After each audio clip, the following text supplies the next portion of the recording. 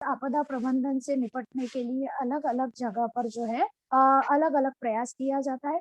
हमारे यहाँ भी आप लोगों ने बच्चों अभी सुना होगा, इस कोरोना काल में बार-बार सरकार की तरफ से जो जीआर आ रहे हैं उसमें लिखा रहता है कि आपत्ति व्यवस्थापन अधिनियम के तहत ये निर्णय लिया जा रहा है।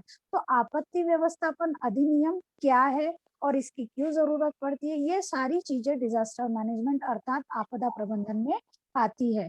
अब इस पर मुझे याद आता है कबीरदास जी का एक दोहा जिसमें वो कहते हैं, "कल करे सो आज करे सो अब, पल में प्रलय हो जाएगा, बहुरी करेगा कब।" अब देखिए ये जो दोहा है, इस दोहे को समय के साथ लिया जाता है, यानी वो कहते हैं कि समय का सदुपयोग करो, वरना समय किसी के लिए नहीं रुकता। लेकिन आज आपदा की स्थिति में इस दोहे को शब्दशः लिया जाए तो कहने का मतलब ये होगा कि प्रलय क्षण में आ जाता है और सब कुछ तबाह करके चला जाता है। इसीलिए यदि प्रलय के से हमको दो-दो हाथ करना है तो प्रलय के लिए पहले से कल करके आपको कल पे ये बात नहीं डालनी है, बल्कि प्रलय के लिए हमने आज से तैयारी करनी है। अब कोरोना का ही देख लीजिए कि कोरोना में कोरोना से पहले जनजीवन एकदम साधारण था, नियमित चल रहा था, सबके अपने-अपने काम-काज चल रहे थे, सब अपने-अपने जीवन में व्यस्त थे, मग्न थे। लेकिन जैसे ही कोरोना आया, सारा जनजीवन अस्त-व्यस्त हो गया। बहुत सी ये कहेंगे धन-हानि और जनहानि दोनों ही हुई है। बाढ़, प्रलय, तूफान और भूकंप, इनसे जो जनहानि या वित्त-हानि होती है, ठीक उतनी ही जनहानि और वित्त-हानि कोरोना से भी हुई है। कोरोना को भी हम अभी आज की परिस्थितियों में डिज़ास्टर के रूप में ही देखते हैं। अब देखिए, अब ये डिज़ास्टर जो है 2 तरीके के होते हैं, एक होता है मानव निर्मित और एक होता है प्राकृतिक।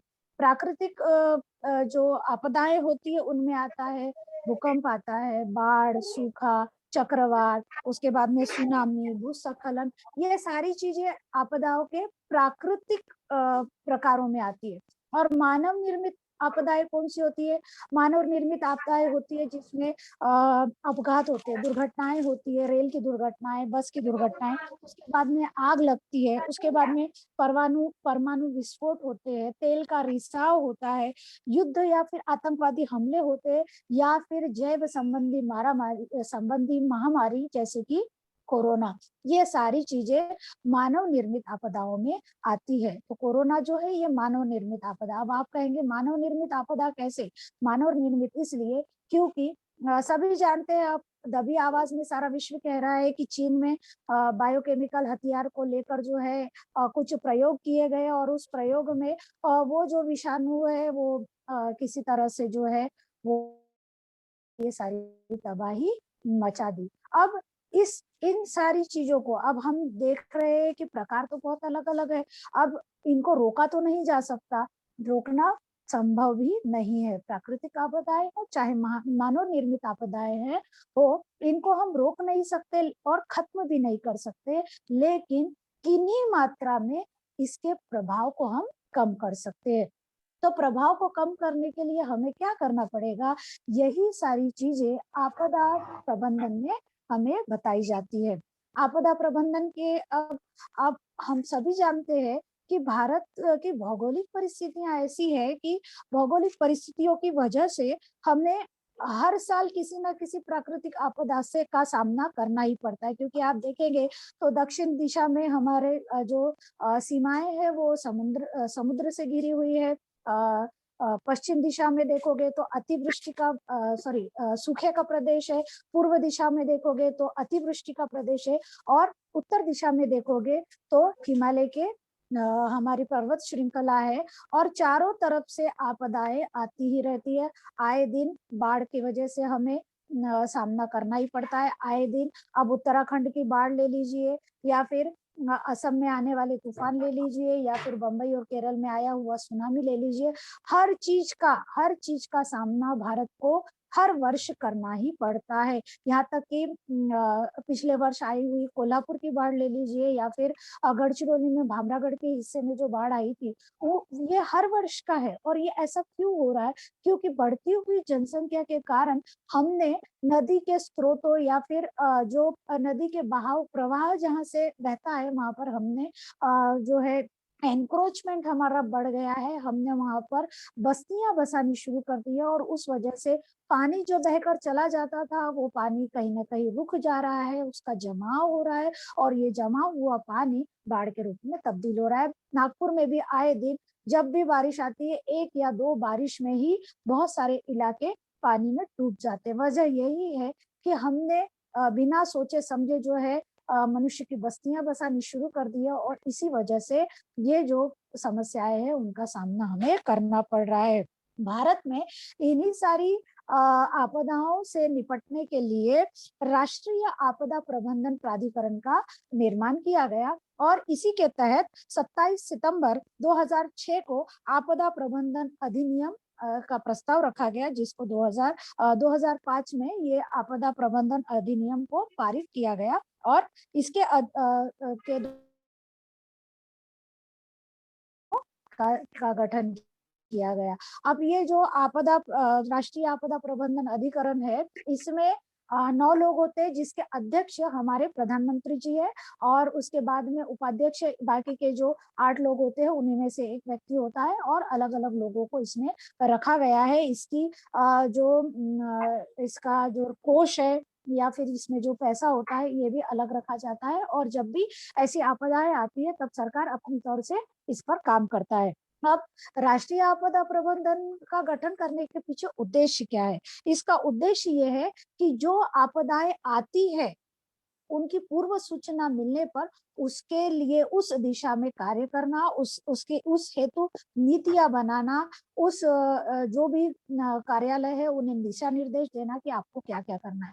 जैसे कि आपने देखा होगा कि पिछले साल जो असम में तूफान आया था, पहले चक्रवर्ती तूफान आने वाला है, तो जैसे ही पूर्व सूचना मिली, वैसे ही तटवर्ती इलाकों में रहने वाले लोगों को वहां से हटा दिया गया, उन्हें दूसरी जगह पर ले जाकर रखा गया। जिस तो हम नहीं रोक सकते, लेकिन जनहानि को हम रोक सकते हैं, और इस जनहानि को रोकने का पूरा पूरा प्रयास किया गया, और इस वजह से लोगों की जो बड़ी मात्रा में मृत्यु होती थी, वो मृत्यु कहीं ना कहीं खत्म हो गई, या कहिए कि कम हो गई। अब ये जो राष्ट्रीय आपदा प्रबंधन है, ये केवल केंद्र सरकार के स्तर पर ही नहीं होता, बल्कि जिला स्तर पर और स्थानीय स्तर पर, राज्य स्तर, जिला स्तर और स्थानीय स्तर पर भी होता है। और ये सारी जो चीजें हैं, ये अपने अपने स्तर पर कार्य करती है। राज्य इस हेतु अपना काम करता है, उसके बाद में जिले को ये दिशा निर्देश देता है, और जिला स्थानीय स्तर पर दिशा निर्देश देते हुए अपना कार्य करता है। अब ये आपदा प्रबंधन का जो है ये अधिनियम, या ये जो ऑफिस है, इसका क्या काम होता है? इसका काम होता है कि यदि कोई तूफान आने वाला है, बाढ़ आने वाली है, या फिर भूकंप का पहले से ही थोड़ा थोड़ा थोड़ा पता चल जाता है, तो जैसे ही पता चलता है, इसकी पूर्व सूचना उस क्षेत्र के लोगों को दे देना, वहां के स्थानीय ये जो आपदा प्रबंधन से निपटने वाली कार्यकारिणी है उसको देना, और इसके द्वारा लोगों तक ये सूचना प्रसारित करना कि आपको घर में ही रहना है क्योंकि तूफान आने वाला है। उसके बाद में वहां पर रहने वाले पशुओं और लोगों को हटाना। लोग, मनुष्य के जान के साथ साथ पशुओं की भी जान बहुत महत्वपूर्ण है, इसलिए पशुओं और लोगों को हटाना, और जो पशु और लोग उस आपदा में फंस गए हैं उनको ढूंढना, उनका बचाव करना, उन्हें स्वास्थ्य सेवाएं मुहैया कराना, उन्हें स्वच्छ पेयजल मुहैया कराना, उनके रहने के लिए जो है स्थान का प्रबंध करना, उसके बाद में उनको खाद्य और आवश्यक वस्तुओं की पूर्ति करना, संचार व्यवस्था सुचारू रूप से चालू करना, आवास और झोपड़ियों के का निर्माण करना, बिजली, पानी, ईंधन, परिवहन, अन्न, जल आदि की व्यवस्था करना, ये भी राष्ट्रीय आपदा प्रबंधन से निर्मित कार्यालयों का कार्य होता है। साथ ही जो पशु मर गए हैं, जो मनुष्य मर गए हैं, उनके शवों का निपटान, जो बच गए हैं उन पशुओं के लिए चारे की व्यवस्था, पशुओं का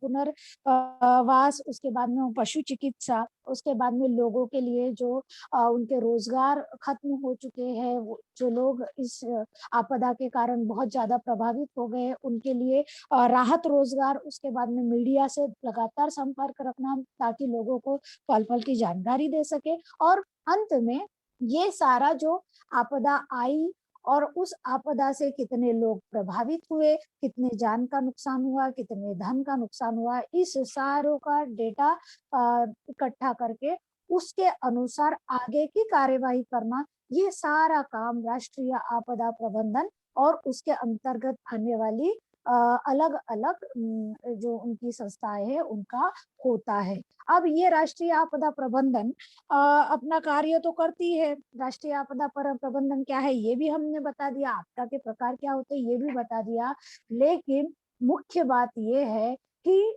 भले ही कितनी ही योजनाएं आ जाए, भले ही कितना ही हम उसके बारे में बात करें, लेकिन जब तक हम जमीनी तौर पर ग्राउंड लेवल पे हम इस चीज के लिए तैयार नहीं होते, केवल सरकारें काम करेंगे हम बैठे रहेंगे, ये सोच को बदलना जरूरी है। सरकार तो जितना हो सकता है वो अपना कार्य करती है, सरकारी महकमा अपना कार्य करता है, लेकिन प्रत्येक नागरिक की भी ये जिम्मेदारी होती है कि वो खुद भी जागरूक रहकर, खुद सतर्क रहकर अपना कार्य करे। जैसे कि कबीरदास जी ने कहा, वो तो युग पुरुष थे, उन्होंने इस युग को छोड़कर, जिस युग में वो थे उस युग को छोड़कर आगे आने वाले हजारों साल को देख लिया था, इसलिए शायद उन्होंने कहा था कि हर चीज के लिए आपको तैयार रहना है। इसीलिए इस वेबिनार का उद्देश्य यही है कि आपको ये बताएं कि आपको कैसे तैयार रहना है। इस बारे में आपको ध्रुवे सर बताएंगे, लेकिन छोटी छोटी बातें होती है, जिन छोटी छोटी बातों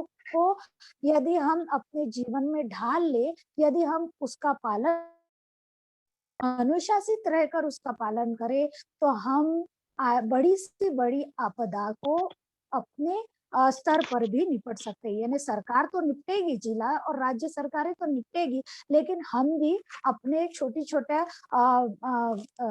सतर्क रहकर छोटे छोटे कार्यों द्वारा हम इन आपदाओं को, प्राकृतिक आपदाओं से तो खैर उतना नहीं, लेकिन मानव निर्मित आपदा से भी हम अपने आप का बचाव कर सकते हैं, अपने जीवन को बचा सकते हैं, साथ ही अपने आसपास में रहने वाले लोगों को भी बचा सकते हैं। बहुत सारी चीजें की जाती है। अभी जैसे कि हमारे महाविद्यालय में आपने देखा होगा कि यदि आग लग जाए तो उसके लिए हमें तैयार रहना है, तो आग बुझाने वाले संयंत्र हमारे यहाँ है, अभी पूरा एक पानी का जो है वो भी व्यवस्था की गई है, सारी व्यवस्थाएं। लेकिन जब तक हमारे विद्यार्थी ये जानेंगे ही नहीं कि उसका इस्तेमाल कैसे किया जाता है, उसको किस तरह से कार्यान्वित किया कारगर नहीं होगी। इसीलिए इस दिशा में आपको जागृत करने के लिए, आपको छोटी छोटी बातें बताने के लिए कि हमें इस दिशा में सतर्क रहकर कैसे काम करना है, ताकि हम अपने साथ साथ अपने आसपास के लोगों को की भी जीवन बचा सके, और साथ ही देश की भी दे सके, क्योंकि एक एक व्यक्ति की जान और धन हानि और जन हानि हमारी नहीं होती, बल्कि पूरे राष्ट्र की होती है। इसलिए राष्ट्र निर्माण के हेतु भी ये चीज की आवश्यकता बहुत जरूरी है। मैं इसके बाद में मैं अपना जो ये प्रस्तावना है यही खत्म करती हूँ, और आगे के सूत्र प्राध्यापक नरेश धुर्वे सर को देती हूँ कि वे आपको आगे की जानकारी दें। धन्यवाद सर।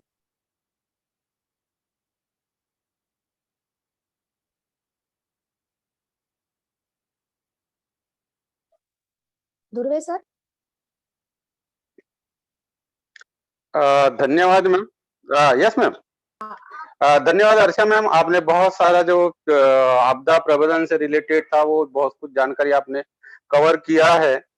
उसमें मुझे उसी कड़ी को जोड़ते हुए मैं कुछ और भी पंक्तियां उसमें जोड़ने का प्रयास करूंगा। ऐसा कुछ नया बताने की कोशिश तो नहीं रहेगी, लेकिन कोशिश उसी जो भी आपने अभी तक बताया उसी प्रवाह में आगे बताने का कोशिश करता हूँ। आपदा की जब हम बात करते हैं तो ये आपदा, हम बार बार बात करते हैं कि आपदा क्या है, तो आपदा मीन्स डिजास्टर। डिजास्टर ये जो वर्ड है ये फ्रेंच वर्ड है, और ये फ्रेंच वर्ड होने के कारण इसमें दो वर्ड जुड़े हुए, एक दिशा और स्टार। दिशा यानी अशुभ और स्टार यानी तारा, यानी उसे ये कहा गया है कि अशुभ तारा। अब इस बेस पर एक देखते हैं हम आपदा के इसमें, तो आपदा को हम एक बात कह सकते हैं कि अचानक होने वाली विध्वंसकारी घटना, जिसमें भौतिक जान माल का नुकसान होना। अब इस प्रोसेस में अगर हम देखते हैं तो बहुत सारी चीजें हमें दिखाई देती है, और जिस बेस पर आपदा की अभी हम बात करते हैं, जैसे आपने कहा कि करीब करीब मानव निर्मित है और कुछ निसर्ग से निर्मित है। तो उन सारी चीजों में जो हम पिछला इतिहास अगर देखते हैं तो उसमें अलग अलग चीजें हमें देखने मिलती है, जैसे कि 93 में लातूर में भूकंप आया था, 99 में उड़ीसा में आया था, उसके साथ साथ 2002 में आया था, फिर 2001 में भूज का था, 2013 में उत्तराखंड का था हुदहुद, ये था 2004 में जो पूर्वोत्तर सुनामी। ये बहुत सारी चीजें देखने मिलती है। जैन उसके साथ साथ जो बहुत सारे बाढ़ आ रहे हैं जो मानव निर्मित बनाए गए हैं, उनमें भी अगर हम देखते हैं तो हर साल बाढ़ से करीब करीब 1560 लोगों की जान चली जाती है। और अब देखें हमारे इस पूरे इसका तो करीब करीब 1805 करोड़ की हानि होती है। अब इसमें अगर हमारे पास में अगर देखते हैं तो करीब करीब बहुत सारे डैम बने हुए हैं। उन डैम में से एक सही तरीका का अगर व्यवस्थापन हो तो वो है सिर्फ और सिर्फ गिने चुने 7 डैम का यहाँ हमें देखने मिलता है। और ये जब देखते हैं यहाँ तो उस चीजों को लेकर जो आपदाएं आई है तो उन आपदाओं को तैयार करने के लिए, उसे संभालने के लिए, जो हम मैनेजमेंट की बात करते हैं तो उसमें हमें बहुत सारी चीजें देखने मिलती है, जो बनाया गया था कि ये जो भी दुष्प्रभाव है या ये प्रकृति का जो भी होने असहनीय जो भी प्रकोप है, इसके हम रोक तो नहीं सकते, लेकिन उसे कुछ हद तक कम किया जा सकता है या उसे उसका एक नियोजन किया जा सकता है, जिसके बेस पर 2002 के पहले ये जो राष्ट्रीय आपदा प्रबंधन ये जो प्रोसेस था तो वो कृषि मंत्रालय के पास था, जो कि वो कृषि मंत्रालय पूरा कंट्रोल करता था। उसके बाद में जो 2002 के बाद में फिर उसे गृह मंत्रालय में सम्मिलित किया गया, जो पहले कृषि मंत्रालय में था। और उसका जो भी एक राष्ट्रीय आपदा कार्यकारी समिति बनाई गई, जिसको कहा जाता है नेशनल डिजास्टर रिलीफ फोर्स। और जैसे आपने कहा कि 2005 का जो इसके लिए 2-3 कानून बनाए गए, जिसमें आपने बताया कि जो 23 दिसंबर 2005 जो राष्ट्रीय आपदा प्रबंधन अधिनियम बनाया गया, जिसका जो अधिनियम के तहत आज जो हमारा कोरोना का जो पैंडेमिक चल रहा है, उसी अधिनियम के तहत आज का जो ये लॉकडाउन और ये सारी चीजें चल रही है। उसके साथ साथ 2009 में राष्ट्रीय आपदा प्रबंधन नीति बनाई गई, जिसके बेस पर कुछ जो चेंजेस करना है तो वो चेंजेस करने की उसमें प्रावधान रखा गया है। उसके बाद में फिर 2016 में राष्ट्रीय आपदा प्रबंधन योजना बनाई गई। तो ये जो 2016 में जो बनाई गई, तो इसमें जो भारत सम्मिलित था, जिसमें जापान में ये हो किया गया था, जब मीटिंग हुई थी, सेंडाई फ्रेमवर्क बनाया गया, जिसमें करीब करीब 180 कंट्रीज उसमें सम्मिलित थे। तो ये बहुत लंबा प्रोसेस किया गया, जिसमें करीब करीब 15 साल का, यानी 2015 से 2030 तक का ये एक फ्रेमवर्क बनाया गया कि जो डिजास्टर्स हो रहे हैं या जो आपदाएं आ रही है, दुर्घटनाएं हो रही है, उन दुर्घटनाओं को कम से कम न्यूनतम करने का वो प्रयास कर रहे, जो कि 2030 तक, जो कि 187 जो कंट्रीज थे वो उसमें इंक्लूड थे। अब इसमें जो अलग अलग प्राकृतिक आपदा है, प्राकृतिक आपदा में हम देख सकते हैं ज्वालामुखी और ये सारी चीजें आपने बताया गया, उसमें भी भौगोलिक इसमें जो किया गया है कि जो कि मानव निर्मित में अगर हम बात करते हैं, आग है, जनसंख्या है, शहरीकरण, औद्योगिकरण, डैम है और बहुत सारी चीजें जो बताई गई। तो इसका वर्गीकरण अगर हम देख सकते हैं तो भौगोलिक है, जलीय घटनाएं है, मौसमी है, जलव्याप्त है, जैविक है। और इनको सही तरह से अगर एक प्रबंधन करने की जहाँ बात तो वहां पे 3 प्रकार से देख L1 में हम ये देखते हैं तो एक जिला स्तर अगर हम देखें तो राज्य स्तर से तक है, और L3 में अगर हम देखते तो वो है तो ये बहुत सारी विध्वंसकारी घटनाएं हम बार-बार क्यों बात कर रहे हैं और इसकी आवश्यकता क्यों हमें पड़ रही कि इसकी हमें स्टडी करना है, क्योंकि आए दिन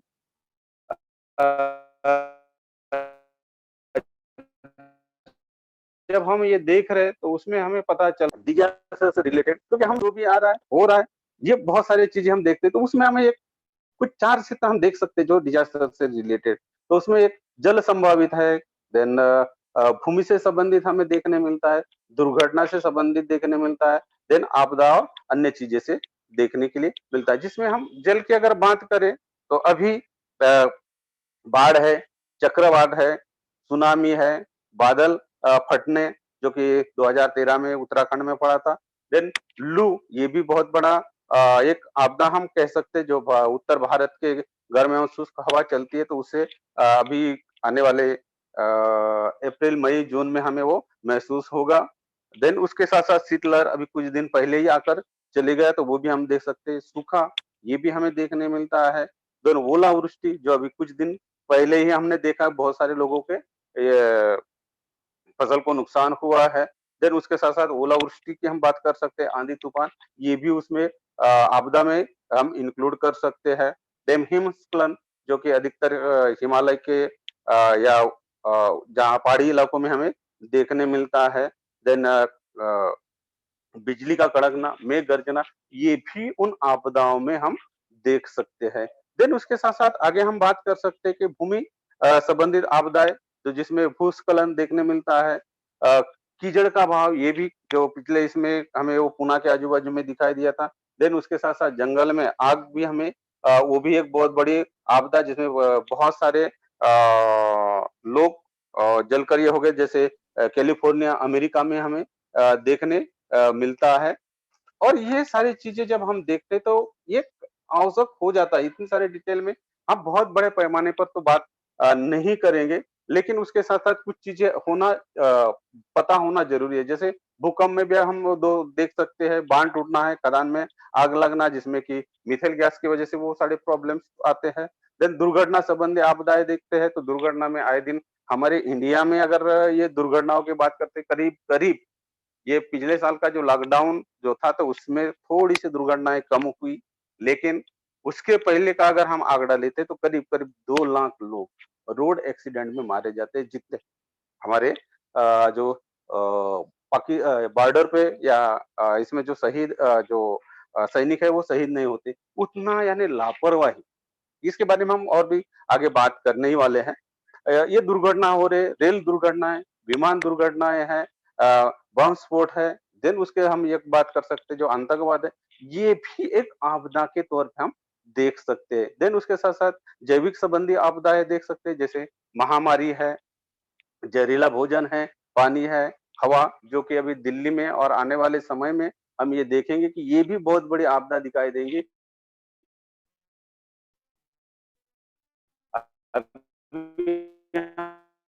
हम देखते हैं कभी कोई कार्ड गैस का ऑक्सीजन का सिलेंडर रहेंगे। अभी डीजल और पेट्रोल की जो गाड़ियां और जो इलेक्ट्रिक जनरेट हो रही, उसका भी जो धुआं निकल रहा है, उसके कारण अभी दिल्ली में आड इवन जो उन्होंने चालू किया था, लेकिन उससे कुछ नहीं होने वाला है। तो वो एक हवा का जो पोल्यूशन है,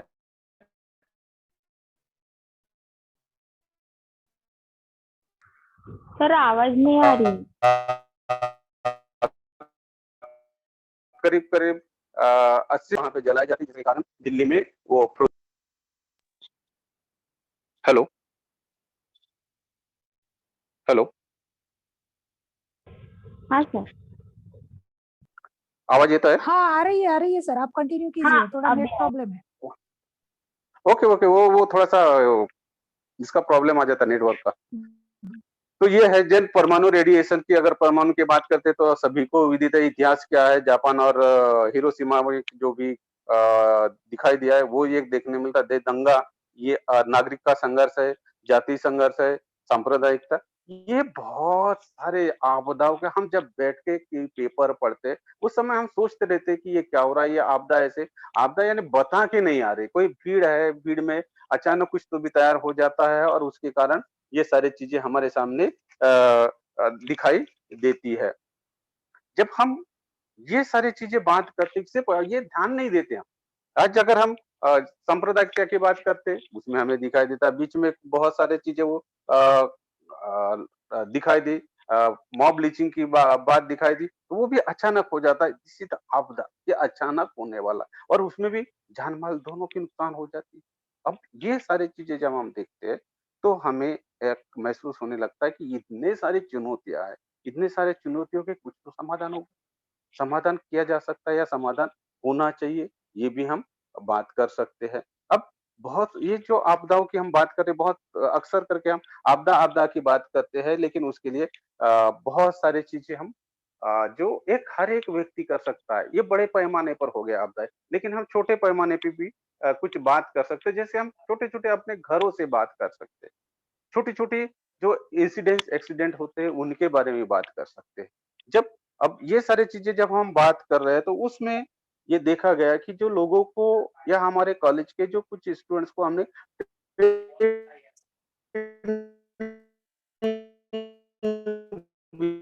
दिया है, जो 2016-17 में बात कर लेते, लेकिन छोटे-छोटे चीज़ों अक्सर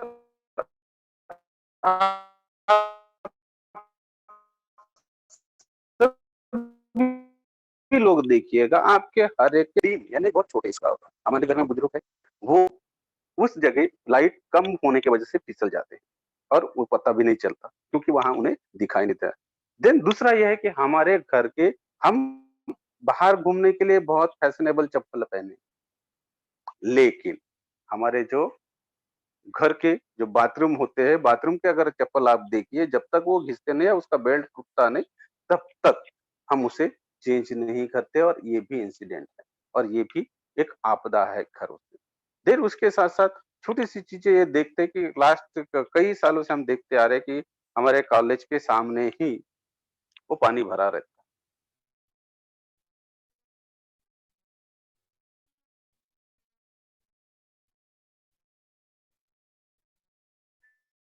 लेकिन हमें पता ही नहीं कि उसको किस देखते क्योंकि हमें उसकी ट्रेनिंग मिली है। ये है हम बड़े होंगे, हम अपने से वो शुरुआत करते हैं तो डेफिनिटली कुछ न कुछ तो भी एक समाधान उसका निकाला जा सकता है। फिर उसके साथ-साथ हम अगर बाइक पे जा रहे हैं तो 3 लोग ज़रूर जाएँगे। ये एक छोटी-सी बात, जो कि वो उसमें 2 ही लोगों के लिए जाना है। आप कोई गाड़ी जो भी चला रहे हैं या ये हैंडल कर रहे हैं, आप उसका सारी चीज़ें रख-रखाव देखिएगा। वो छोटी-छोटी चीज़ों के लिए एक हवा कम है, टायर प्रेशर का प्रॉब्लम आ गया, वो ऑटोमेटिकली बर्स्ट होगा या कुछ तो भी तकलीफ होगी। ये छोटी-छोटी चीज़ें हैं। अब बहुत बार ये देखा गया है घरों के स्विचेस हम अक्सर करके बाथरूम से निकले तो वैसे ही बटन दबाएँगे क्योंकि वो जब ये करते हैं तो अपना बटन दबाएँगे तो वहाँ सॉकेट से वो स्पार्क होता है, तो उस समय भी हमें करंट लगने का डर है। अक्सर करके हम देखते हैं हमारे नागपुर में या आजू-बाजू में मच्छर घरों में बहुत होते हैं, तो उस समय हम हीट अधिकतर लगाते हैं, तो वो गैस और हीट का अगर ये होता है तो वो बहुत बड़े स्फोट होने के अधिकतर चांसेस है, अधिकतर चांसेस। ये छोटी-छोटी चीज़ें हैं, इनको अगर ध्यान रखते हैं हद तक हम छोटे पैमाने पर जो बढ़िया ये जो आपदाएँ है, इनको हम रोक सकते हैं। अगर ये रोक इसके लिए हमने लास्ट इसमें कुछ डेमोज हमने प्रिपेयर किया था त्रिपुरा कॉलेज से कुछ बच्चों को हमने हमारे जो सेंट्रल गवर्नमेंट का वहाँ कुछ बच्चों ने अलग-अलग किसी ने 3 दिन का, किसी ने 8 दिन का वो ट्रेनिंग लिया था और उसके साथ-साथ अभी हम और एक्सपेक्ट करते हैं कि और भी हमारे जो बच्चे हैं वो भी अ, यहाँ जाकर ट्रेनिंग ले। अब डिपेंड करता है कि वो बच्चे कितने हद तक तैयार है और मुझे एक लग रहा है कि आज के वेबिनार के बाद में बहुत सारे बच्चे भी इस कोरोना का पीरियड निकालने के बाद रेडी हो जाएँगे। बात हम ये इसलिए मुझे बताना आवश्यक लगा क्योंकि हमारे कॉलेज में अभी बच्चों ने कुछ भी बच्चे ट्रेनिंग लेकर निकल गए, नए बच्चे आएँगे, वो भी ट्रेनिंग इसमें ले सकते ले सकते हैं। देन उसके साथ-साथ ये जब हम बात कर रहे हैं कि अभी तक हम आपदाओं में बहुत सारी चीज़ें करनी होती है जिसके बेस पर कि इसके जो प्रबंधन हम अधिकतर डिज़ास्टर मैनेजमेंट ये बात करते हैं और बात सिर्फ़ हम उस प्रॉब्लम को लेकर बात करते हैं। तो सिर्फ उतने तक ही सीमित नहीं होना चाहिए। तो हमा उसके जो भी सॉल्यूशन है क्योंकि जब तक उसका सॉल्यूशन सॉल्यूशन है ना आपदा को हम रोक नहीं सकते। आपदा को रोकने का हमारे पास कोई ऑप्शन नहीं होगा। लेकिन उसके साथ-साथ उन आपदाओं को हम कम तो कर सकते हैं और आपदा प्रबंधन मीन्स हम कहना क्या चाहते हैं कि आपदा के पूर्व एवं आपदा के पश्चात वे समस्त तैयारियां जिससे आपदा को न्यूनतम किया जा सके, जो चीजें हैं उनको हम कम से कम करने का प्रयास कर सकते हैं। और इसके लिए बहुत लंबी लिस्ट दी गई है, जिस बेस पर अगर हम देख सकते हैं तो सबसे पहले तो जो है कि आपदा के पूर्व उसका प्रबंधन होना चाहिए, उसकी तैयारी होना चाहिए, उसके लिए चेतावनी जो देना है वो चेतावनी देने की एक प्रक्रिया या एक सिस्टम वो तैयार होना चाहिए। पहचान की आगे आने वाले समय में कौन सी किस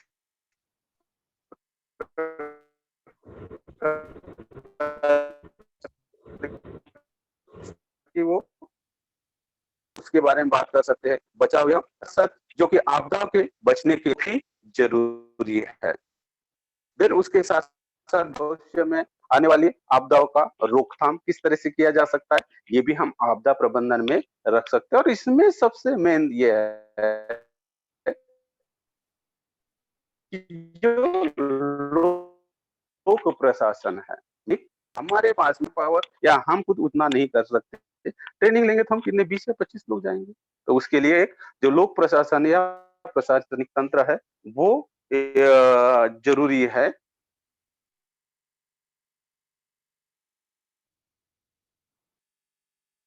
ये पूरे प्रोसेस में बड़े पैमाने पे उसकी में उसे नियंत्रण में करने की कैपेसिटी वो उस तरह से डेवलप करना है। देन उसके साथ साथ कोऑर्डिनेशन जो समन्वय है वो एक करने की आवश्यकता है। और इसके साथ साथ जब ये सारा चीज करते हैं तो पुनर्वास या रिहेबिलिटेशन करने की हमारे पास में प्रोसेस होना चाहिए, वो टेक्निक या वो मशीनरी हमारे पास में होना आवश्यक है। देन उसके साथ साथ जो राहत हम प्रोवाइड कर रहे हैं वो राहत वहां पे देना, ये सारा चीज अगर हम देखते हैं तो एक सामुदायिक सहयोग होना बहुत जरूरी है। उसके साथ साथ जो निजी सर है उनका भी सहयोग होना आवश्यकता है। अब ये सारे चीजें, अब आपदा में हम बात करें इतनी सारी चीजें अगर देखते हैं तो इसका जो बुनियादी ढांचा तैयार होना जरूरी है। जब तक हम ये बुनियादी ढांचा तैयार नहीं कर पाएंगे तब तक हम उसके लिए किसी प्रकार का जो बचाव की हम बात करते हैं वो नहीं हो पाएगा। देन उसके साथ साथ डिजास्टर रैपिड फंड ये जरूरी, हम बहुत सारे टैक्स लगा रहे हैं बहुत सारी चीजें, लेकिन ये जो चीजें क्योंकि आपदा ऐसी वस्तु ये ऐसी चीज है, ऐसी एक ये है कि जिसमें हमें पता नहीं चलता क्या होने वाला है, तो बाकी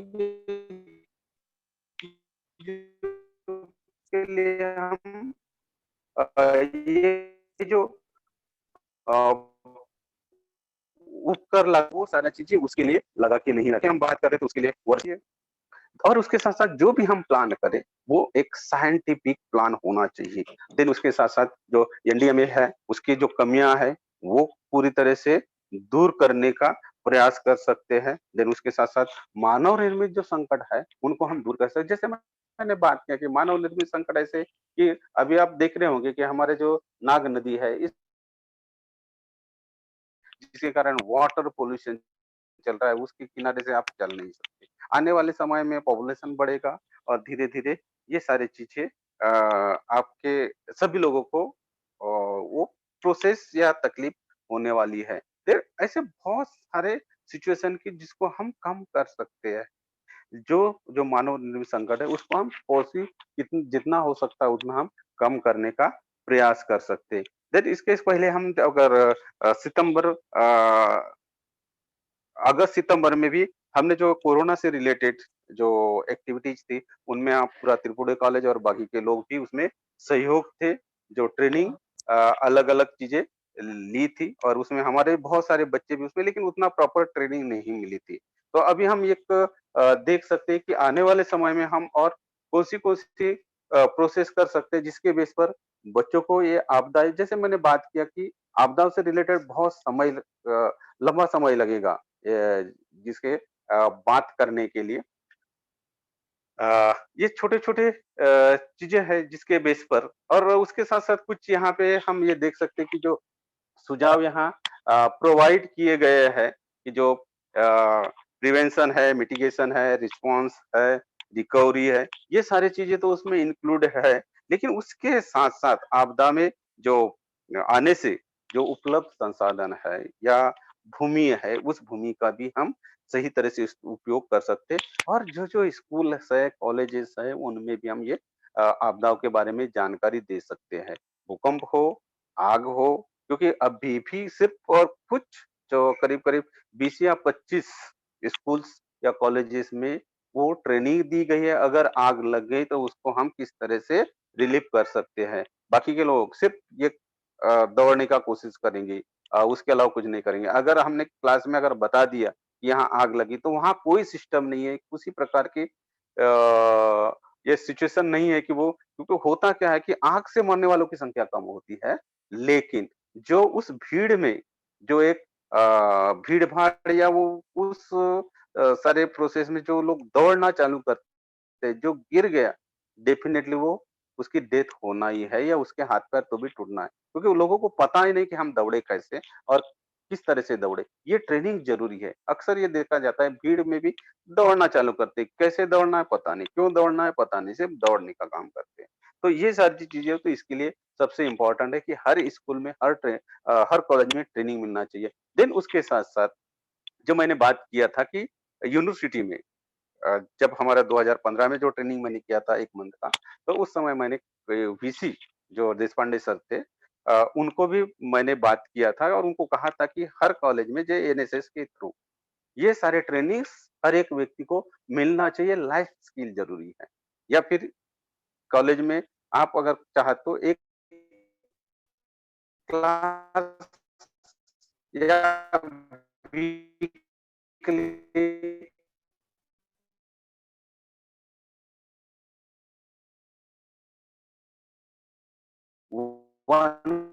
क्लास रखिएगा, क्योंकि ये लाइफ से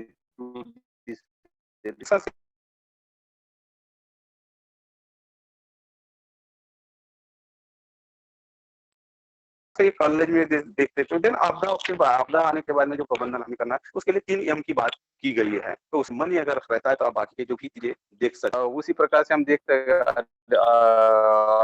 हमें अगर ट्रेनिंग हमने लिया है कुछ हद तक, तो एक्सीडेंट अगर किसी व्यक्ति का हो जाता है, हमें सीपीआर का पता नहीं है, हमें उस व्यक्ति को किस तरह से कैरी करना है वो पता नहीं होता है। ये छोटी-छोटी चीजें हैं जिसके बेस पर अगर वो व्यक्ति को हम किसी भी तरह से कैरी कर ले तो डेफिनिटली जितना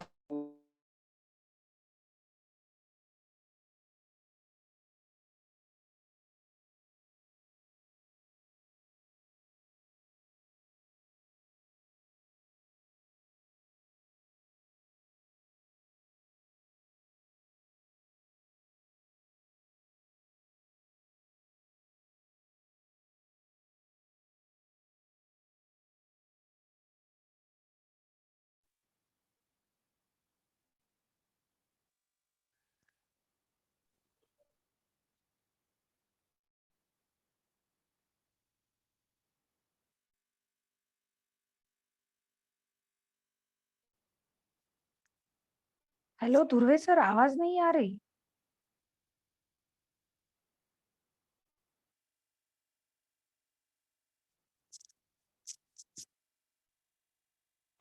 हेलो। हेलो। हाँ, दिनेश को बोलो। Dinesh to intervene. काय झालंय?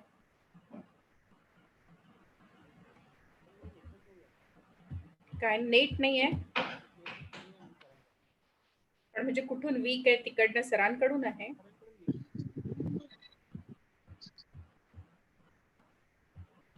येस.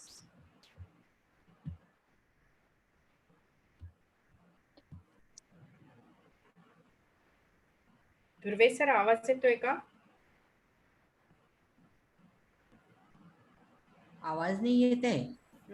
तेच कनेक्ट आवाज नाही नहीं आहे. है। ध्रुवे सर की नेट कनेक्टिविटी चली गई है हाँ, शायद। वो लेफ्ट हो गए क्या? अच्छा ठीक है।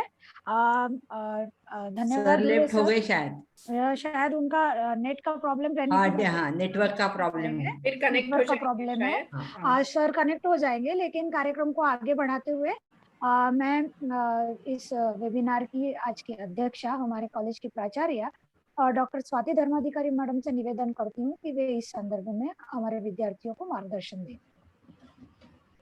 सबसे पहले तो सबको आज समाज कार्य दिन है, विश्व समाज कार्य दिवस है, इसकी शुभेच्छाएं।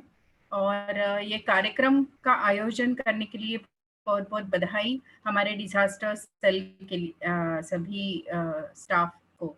जैसे अर्शिया मैडम ने शुरुआत में कहा था कि डिजास्टर ये एक आपदा है जिसको हम रोक नहीं सकते हैं। ये नैसर्गिक आपत्ति हो सकती है या मानव निर्मित हो सकती है या अन्य किसी भी प्रकार के हो सकती हैं।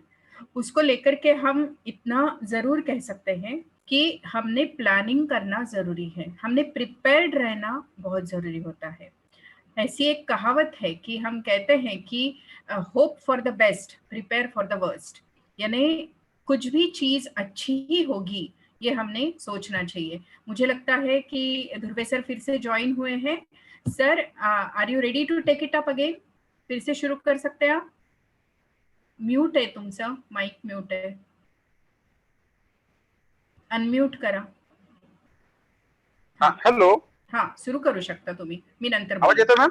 हो हो, सुरू करा तुम्ही, मी नंतर बोलेन. हेलो, हा हेलो, हा, येतोय आवाज. ओके। तो ये जो हम बात कर रहे थे कि इस सारी चीजों के लिए, तो इसमें बहुत सारे जो पुनर्निर्माण की हम बात कर रहे हैं, तो आपदा के लिए, आपदा कल्याण के लिए है, खोए हुए घायल को निकालना है, पशुधन की है, ये बहुत सारे डिटेल में हम बात कर सकते हैं। तो मेरी एक कोशिश ये है कि जितने भी स्टूडेंट सभी हमारे साथ में जुड़े हैं, आने वाले समय में हम जब ट्रेनिंग लेंगे या ट्रेनिंग के लिए इनवाइट करेंगे जितने भी स्टूडेंट्स को, तो कृपया आप सभी लोग अगर उसमें पार्टिसिपेट करते हैं, तो बहुत सारे समाज का हम तो सिक्योरिटी के बेस पर बात करेंगे, लेकिन उसके पहले हम अपने आप को सिक्योर करेंगे, अपने आप को एक सही तरह से रखने का प्रयास करेंगे, जिसके बेस पर आने वाले जो भी आपदाएं, चाहे एक इंडिविजुअल लेवल पर हो, सामाजिक लेवल पर हो या बड़े वैश्विक लेवल पर हो, तो उन सभी को हम कवर कर सकते हैं। तो इसलिए मेरी एक कोशिश है कि इस माध्यम से आप तक ये जो जानकारी थी, जो कि चुनौतियां और समाधान की हम बात किए, तो ये इतने सारे जो समाधान है वो हो सकते हैं और वो किया जा सकता है। और इसके जो और भी कुछ समाधान है, जो कि बाधाएं अलग अलग आती है, उनको दूर कर सकते हैं। राष्ट्र का आधारभूत जो ढांचा है वो सही तरह से नहीं दिखाई देता है, जो आपस में जो कोऑर्डिनेशन होना चाहिए वो कोऑर्डिनेशन नहीं होता है। अधिकतर हम देखते हैं सेंट्रल का, स्टेट का, ये बहुत सारी चीजें, देन प्रशिक्षण की कमियां हमें दिखाई देती है, उसे पूरा किया जा सकता है। अपर्याप्त मैन पावर जो है उसे हम पूरा कर सकते हैं। उसके साथ साथ जो तकनीकी जो अभाव है वो हम पूरा करने का प्रयास कर सकते हैं। देन उसके साथ-साथ जो बुनियादी ढाँचा है उसे तैयार करने का हम प्रयास कर सकते हैं। हुँ, ये बहुत सारी चीज़ें, इतनी सारी चीज़ें बहुत बड़े पैमाने पर, लेकिन सबसे पहले हम ये देख सकते हैं कि इस आपदा के जो भी चीज़ें आ रही है, उनका प्रबंधन करने के लिए हम अपने आप को अगर प्रिपेयर करते हैं, अपने आप को ट्रेनिंग ले सकते हैं। कल के जैसे वाटर के इसमें सर ने जो बात किया था, टीओटी की बात किया था, ट्रेनिंग फॉर ट्रेनर्स, तो उस तरह से हम भी अपेक्षा करते हैं कि इस पूरे प्रोसेस में, क्योंकि ये लाइफ स्किल है, क्योंकि आने वाले समय में आपदा आपको, मुझे या किसी को भी बता के आने वाली नहीं है। उसके लिए हमारी एक रिस्पॉन्सिबिलिटी, जिम्मेदारी है कि हम सबसे पहले उस आपदा को आने के पहले क्या-क्या प्रिपरेशन करना है, कैसे करना है, ये जब तक हम ट्रेनिंग लेंगे नहीं या उसके बारे में कोई व्याख्यान या कोई इस प्रकार का वेबिनार हम सुनेंगे नहीं, तब तक उसकी तैयारी हम कर नहीं सकते। तो मेरे ख्याल से लगता है ये इतना अभी फ़िलहाल में ठीक रहेगा। और उसके बाद में अगर कुछ इससे संबंधित कुछ अगर सवालात हैं, तो हम बात करेंगे। अर्षिया मैम? हाँ सर। हाँ, तो इतना सफिशिएंट है। मेरे ख्याल से लगता है जब ट्रेनिंग लेंगे बच्चे, तो उस समय में हम और भी उनको ये मोटिव करेंगे और बाकी की जानकारी और भी देंगे। धन्यवाद सर। इसके पश्चात अध्यक्ष थोड़ा-सा सर की कनेक्टिविटी चली गई थी और उस वजह से थोड़ी देर के लिए सर लेफ्ट हो गए थे। कोई नहीं, ये तकनीकी परेशानियाँ हैं जो आती है, पर कोशिश यह रहेगी भले ही कितनी ही तकनीकी परेशानियां आए, हमें इन सब का सामना करते हुए आगे बढ़ना, ये भी एक तरीके की आपदा है और इसको भी निपटते हुए हमें आगे बढ़ना है। इसके पश्चात मैं हमारी महाविद्यालय की प्राचार्य डॉक्टर स्वाति धर्माधिकारी मैडम को अध्यक्षीय भाषण के लिए आमंत्रित करती हूँ।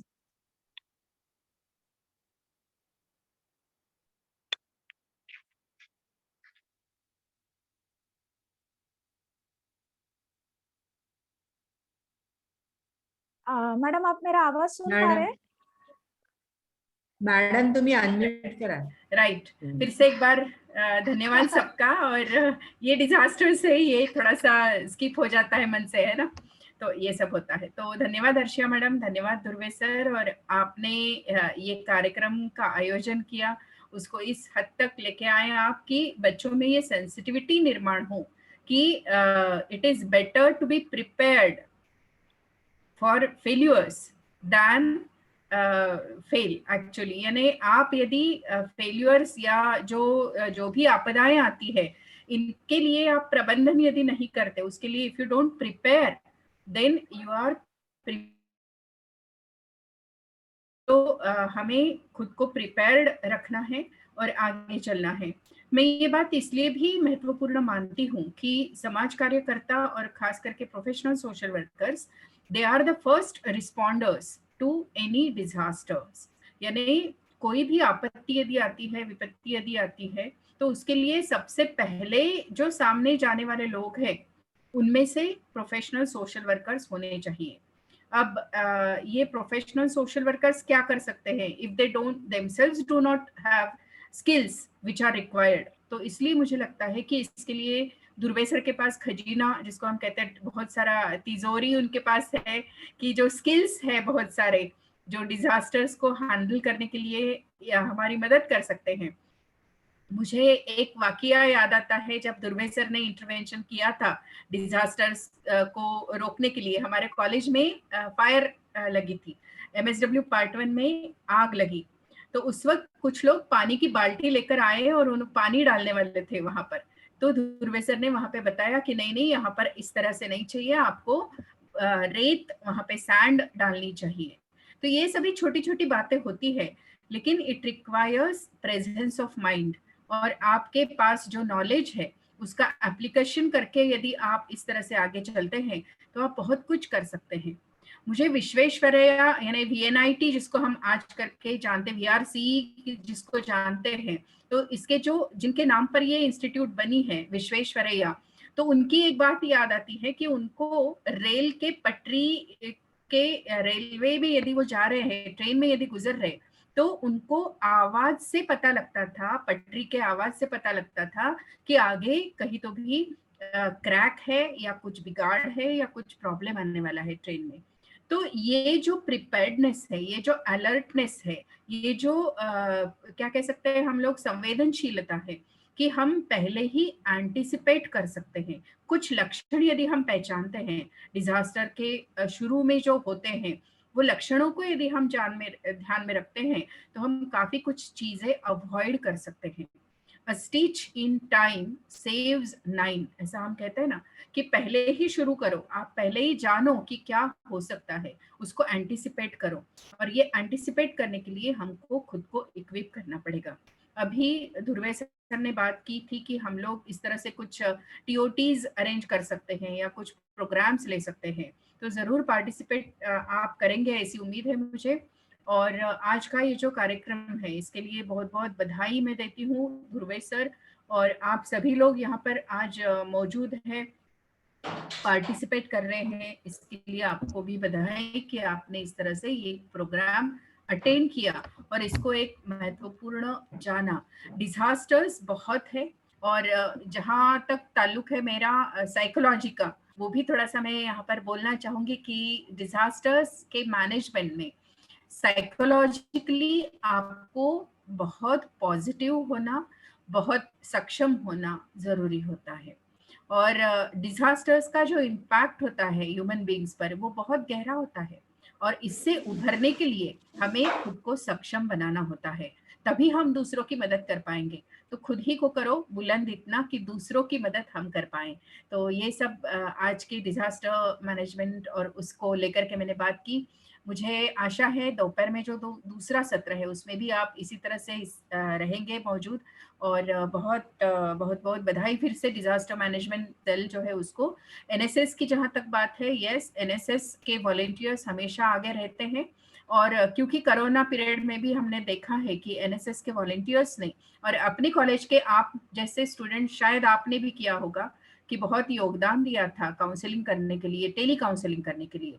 तो इसी तरह से रिस्पॉन्ड टू द प्रॉब्लम्स, क्योंकि दुनिया की प्रॉब्लम्स सॉल्व हम पूरी तरह से भी नहीं कर पाए तो भी चलेगा, बट उसको सॉल्व करने वालों में हमारी गिनती हो, ये जरूरी है। तो प्रॉब्लम्स क्रिएट नहीं करना है, प्रॉब्लम सॉल्व करने के लिए पहल करनी है। So wish you all the best, and once again congratulations to the disaster management cell, and handing over again to Arshia.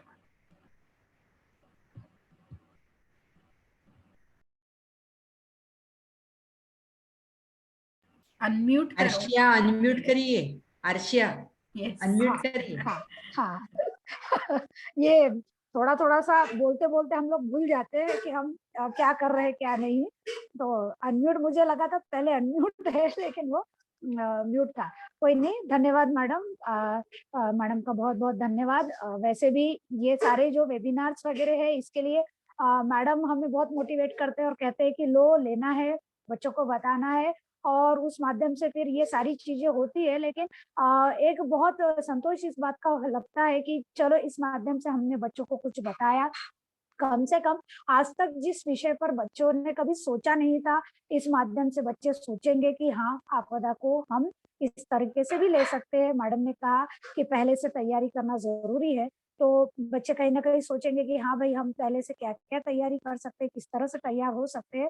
और जैसे कि पीछे हम लोगों ने तिरपुड़े कॉलेज की तरफ से ट्रेनिंग्स के जो है अपना एनसीडीसी की ओर से बच्चों को ट्रेनिंग दी थी कि आग लगती है तो उसको किस तरह से बचा जा सकता है। कई दुर्घटना होती है, बस दुर्घटना होती है, रेल दुर्घटना होती है, तो किस तरह से फर्स्ट एड देकर हम अधिक से अधिक लोगों को बचा सकते हैं, किस तरह से उनकी जान की रक्षा कर सकते हैं। किसी को अगर हार्ट अटैक आ जाता है तो किस तरह से उसे प्रथम उपचार देकर किस तरह से उसको बचाया जा सकता है। ये सारी चीजें वहाँ बच्चों ने सीखी थी। और मुझे लगता है कि ये चीजें बच्चों को सीखना हमें भी पता होनी चाहिए, साथ ही विद्यार्थियों को इस बारे में मालूम होना बहुत जरूरी है, ताकि वो अपने साथ साथ अपने आसपास के लोगों की भी रक्षा कर सकते हैं। आज इस डिजास्टर मैनेजमेंट कक्ष की तरफ से, आपदा प्रबंधन कक्ष की तरफ से हमने इस वेबिनार का आयोजन इसलिए ही किया था, उद्देश्य यही था कि बच्चों को पता चले कि किस तरह से हमें आपदाओं को निपटने के लिए तैयार रहना है, किस तरह से खैर यहाँ पर अब उतनी सारी चीजें हम लोग नहीं बता पाए क्योंकि वक्त बहुत कम था, और हम चाहते थे कि ऑफलाइन सेशन हो, एनसीडीसी से लोगों को बुलाए, केवल बातें ना हो बल्कि प्रशिक्षण भी हो, एक छोटा मोटा डेमो भी मिले आप लोगों को, ताकि आपको पता चले। इसके पहले हमने ये किया भी है। तो जैसे ही ये कोरोना काल खत्म होता है, प्रयास यही रहेगा कि एक ऑफलाइन सेशन ले जिसमें हम बच्चों को आपदा प्रबंधन के निपटारे में क्या क्या प्राथमिक चीजें कर सकते हैं वो करके बताए, क्योंकि जब तक करके नहीं देखेंगे तब तक हमें पता नहीं चलेगा। तो प्रयास यही रहेगा कि कोरोना काल खत्म होने पर एक ऑफलाइन सेशन और एक डेमो आप लोगों के लिए दे, और विद्यार्थियों से यही उम्मीद रहेगी कि इसके पश्चात जो ट्रेनिंग सेशंस आपके लिए रखे जाएंगे वो ट्रेनिंग सेशन में आप जरूर से जरूर पार्टिसिपेट करेंगे। तो आज ये कार्यक्रम को हम यहीं समाप्त करते हैं।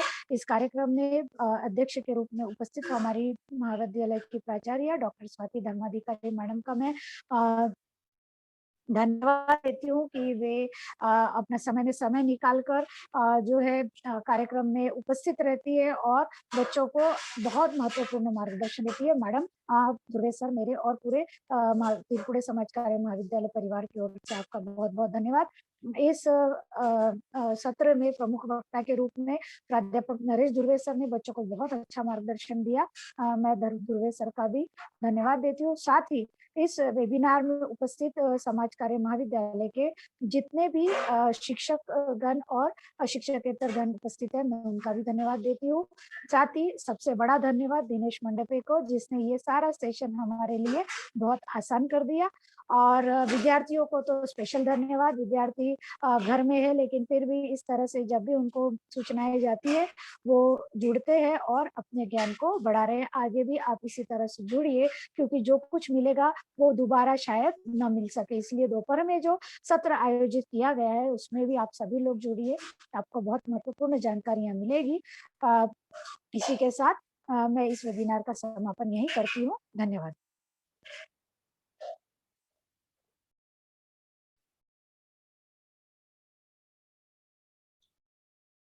मुझे लगता है 2 बजे के प्रोग्राम का अनाउंसमेंट होना चाहिए। कोई है? करता ही लगता है। MSW ठीक है ना फर्स्ट ईयर के स्टूडेंट है कोई? शिल्पा ठीक है ना? है, Yes, ma'am. Yes, ma'am. I'm ready. Dipankar, anyone. Please announce your program. Yes. Yes, ma'am.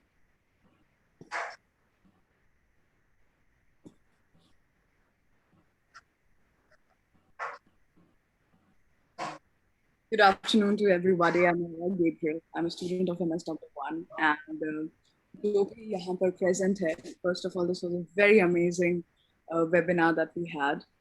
Thank you so much to the Disaster Management Cell of the college.